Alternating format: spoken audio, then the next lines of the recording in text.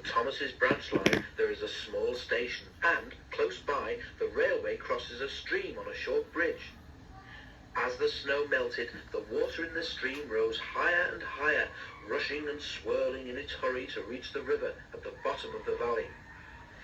Each time he passed the place, Percy watched the water anxiously. "Don't worry," said his driver. "It's got to come a lot higher before it can stop us."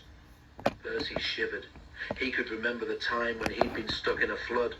He had got very cold and very wet. Next morning, Toby came up from the harbour. "No problem with the stream," he said cheerfully. "The water is much lower today." "That's good," said Percy. He set off happily with Annie and Clarabel, and when they stopped at the small station, Percy looked carefully at the stream. His driver went to look too. Toby was right. The water level was much lower. "All's well, Percy," said his driver. "Come on, we've got a timetable to keep." They hurried to the junction where Henry was waiting for them. "When is Thomas coming back?" asked Henry. "If he does," he added, "I shouldn't be surprised if he decides to stay as a museum piece. He's old enough."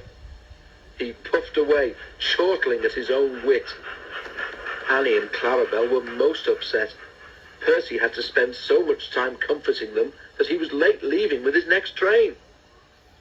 Percy had his tank refilled with water at the station by the river, and this made him later still. "Never mind," said his driver. "We don't need to stop at the station near the stream this trip, so there's nothing more to delay us." They reached the stream quickly, but as Percy ran onto the bridge, he felt it sink slightly under his wheels. There was an ominous creak. The bridge swayed.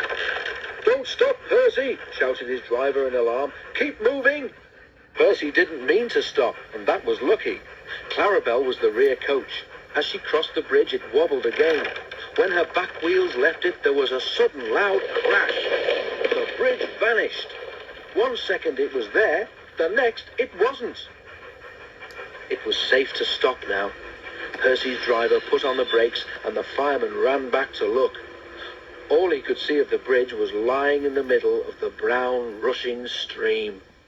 Annie, Clarabel and Percy were badly shaken. The guard telephoned a warning, and then they all went quickly home.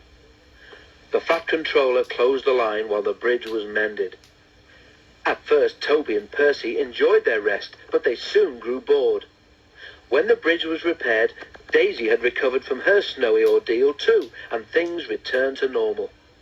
But for some time afterwards, Percy was extra careful whenever he crossed the stream in which he had almost had a bath.